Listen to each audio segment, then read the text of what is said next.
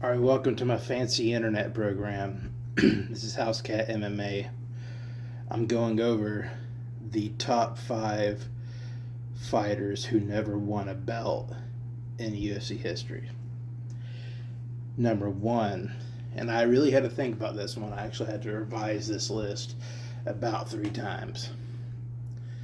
But number 1 is none other than Donald Cerrone.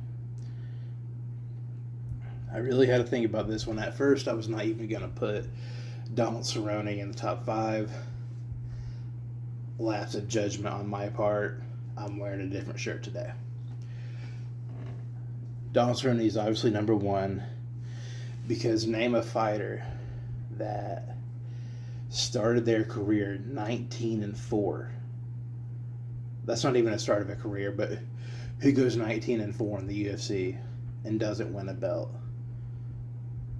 Donald Cerrone is the only guy who ever did that. And let's not forget that he beat Ben Henderson in the rubber match, and he beat an Eddie Alvarez, 2 former world champions. Okay, he fought for the title one time against Rafael dos Anjos back in 2015. Got knocked out in a minute and something. He had crazy. He's got some classic knockouts, some classic fights. His knockout of Rick Story was pretty tight. His knockout of Matt Brown was pretty tight. And even toward the end of his career, he went 0-6-1 at the back 9 of his career. But I mean, really, officially, yeah, but it's really 1-5-1 because everybody knows he beat Anthony Pettis when they fought back in 2020. That was a bad decision. He beat Anthony Pettis. His draw, which I think was later ruled a no contest against Nico Price. He had some tough outs against, your McGregors, your Justin Gaethjes, and your whatnots. He edged out Al Iaquinta in the back 9 of his career, which is not a small accomplishment. So, a man who goes 19-4 in the UFC and doesn't win a belt, you got to put him in number 1 in the top 5. If it's not even, at first I thought it was debatable. It's actually not even debatable. Donald Cerrone, number 1. Number 2, it got a little tough, but I think I'm putting Anthony Rumble Johnson at number 2. A little bit of bias on my part because we hail from the same state, and I was a massive fan of his. I sometimes think about the fact that he's dead and get a little sad. Met the man one time. So it was between him and a couple of other fighters that I was going to put at number 2. I decided to put Anthony Johnson in number 2 because there was a point in time where he was obviously the best light heavyweight, bar Jones, bar Cormier. He even knocked out what the hell am I talking about? He even knocked out Alexander Gustafsson when Alexander Gustafsson was still Alexander Gustafsson. He had some. I would really like to know what gave him the bright idea to start his career at 170. A, took an act of God for him to make that weight. There's no way his body should have been able to do that. And B, it just wasn't smart. There's no reason for him to be losing to Rich Clemente. There's no reason for him to be losing to Josh Koscheck. There's no reason for Kevin Burns to even be in the fight with him. There's no reason he should have gotten finished by Vitor Belfort. Those 4 fights, that shouldn't have happened. That shouldn't have happened. And that just kind of shows to go you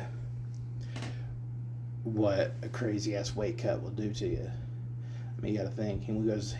gets cut from the UFC in 2012.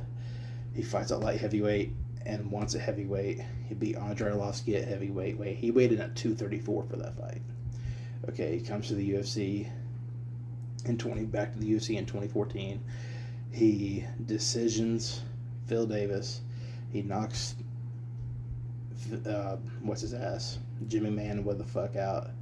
He knocks out Glover Teixeira. He knocks out Gustafsson and a couple other guys. That level of knockout artist that never won a belt, that's number 2. Number 3 is, it got weird around number 3, but I think we gotta put,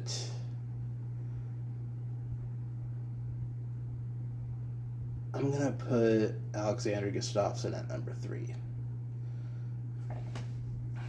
Just because of his UFC 165 performance against John Jones back in 2013.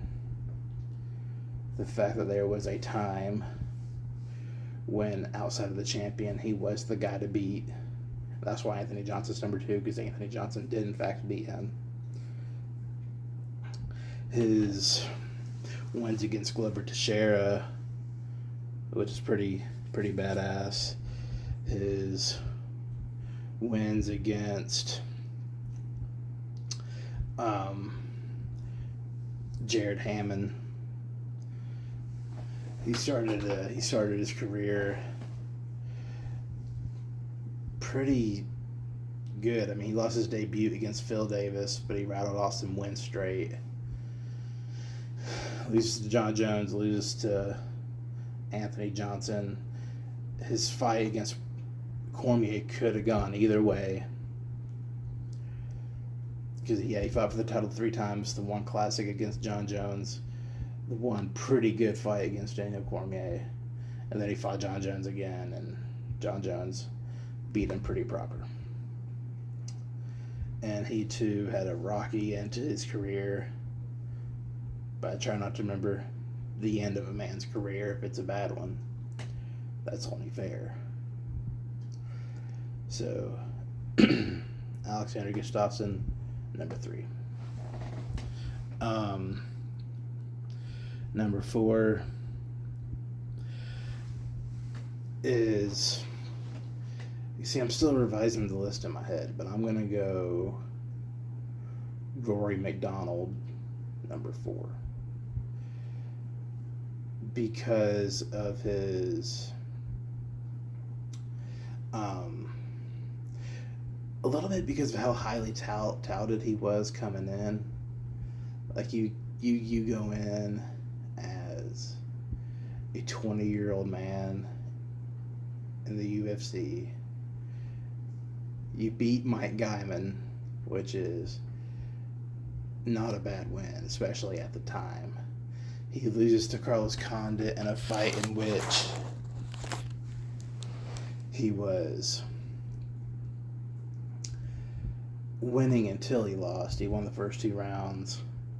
Condit kicked it into turbo and TKO'd him in the 3rd with 7 seconds to go. And after that, he comes back with wins against the boy Nate Diaz, with the boy Jake Ellenberger, shit like that. And then he drops a close one to Robbie Lawler, rattles up some more wins, and he fights Robbie Lawler for the title in arguably the best fight of all time in UFC history. So when you have a classic fight like that for a championship bout and he never won the belt, and you're so highly touted coming in, and he lived up to most of the hype, because he's a fellow Canadian. He was advertised as the next Georges St. Pierre, and he kind of was. He kind of was in it, and he tore shit up in Bellator after he was in the UFC. Against the boy Douglas Lima. He beat Douglas Lima. He dropped Gegard Mousasi beat him pretty good, but that is this kind of classic case of the difference between middleweight and welterweight. Yeah. Rory McDonald, number 4. Number 5, I'm going to go Uriah the California Kid Faber. Now, he never won the UFC belt, but he did, in fact, tear shit up in WBC, starting his career 21-1. He won the featherweight WBC title and defended that bitch 5 times. He comes to the UFC, beats Eddie Wineland in a title eliminator. Then he fights Dominic Cruz at UFC 132. Loses a close fight, but obvious win for the boy Dominic Cruz. But after that, he was just kind of killing shit in non-championship fights. After that, he submitted Ivan Menjivar. He beat a Brian Bowles. Beat all kinds of dudes. And then he fights for the title again in 2012 against a Renan Barão. Loses kind of a close decision, but obvious win for Renan Barão. Okay. Wins a couple more fights, has a rematch against Renan Barão, gets knocked out, premature stoppage on Herb Dean's behalf, gets a couple other wins against your Alex Caceres and your what have yous. Then he fights Dominic Cruz again for the championship, loses that one. Then he loses to Jimmy Rivera, says fuck it for a bit, comes back in 2019, knocks out Ricky Simone. And then he actually had kind of a close fight with Petr Yan until Petr Yan kicked his head off.